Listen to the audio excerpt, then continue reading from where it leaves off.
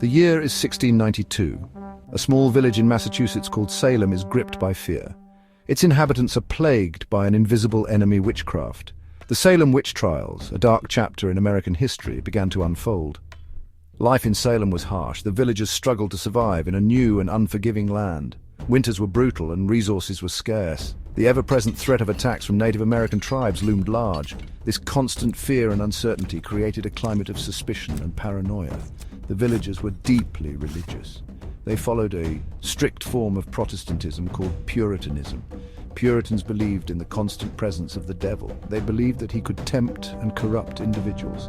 Any misfortune or illness could be interpreted as the work of witchcraft. The physical layout of Salem village contributed to the growing sense of unease. The village was surrounded by dense forests. These were seen as places of darkness and evil. The isolation of Salem village further intensified the feeling of being under siege.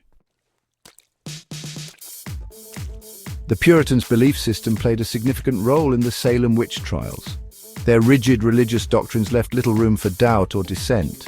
They believed in predestination, the idea that God had already chosen who would be saved and who would be damned. This belief created a deep-seated anxiety about one's spiritual standing. Puritans saw the devil's influence everywhere. They believed that he could appear in disguise to tempt people into wickedness. Witchcraft was considered a very real and present danger. It was seen as a direct threat to their community and their souls. The Puritans' fear of the supernatural was deeply ingrained in their culture. They believed in the existence of witches and the power of curses. They interpreted any unusual event or illness as a sign of demonic influence. This fear created a fertile ground for suspicion and accusations. The church played a central role in Puritan life. It was the center of their social and religious world. Ministers held immense authority within the community. Their sermons often focused on the dangers of sin and the devil. The Salem Witch Trials began with a group of young girls who started exhibiting strange behaviors. These girls, known as the afflicted girls, claimed to be afflicted by witchcraft. They suffered from fits, convulsions, and hallucinations. The first accuser was Betty Parris, the daughter of Reverend Samuel Parris, the minister of Salem Village. Soon, other girls began to display similar symptoms. They accused several women in the village of bewitching them. These accusations sent shockwaves through the small community.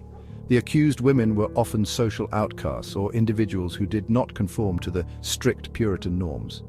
Tituba, a slave owned by Reverend Parris, was one of the first to be accused. She was an easy target due to her race and the social standing.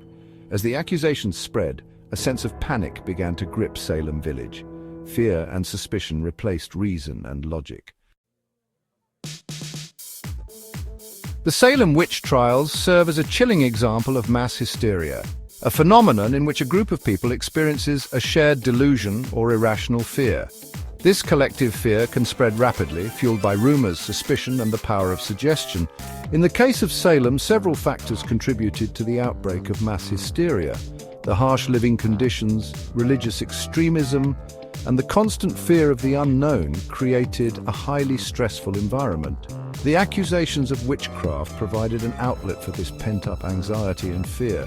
The belief that an evil force was at work in their midst gave their fears a concrete target. The power of suggestion played a crucial role in spreading the hysteria. The afflicted girls claimed to see specters or the spirits of the accused tormenting them. These claims, though unsubstantiated, were taken as evidence of witchcraft.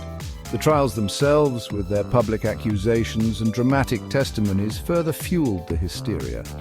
The court proceedings lacked due process and relied heavily on spectral evidence, which was not admissible in court.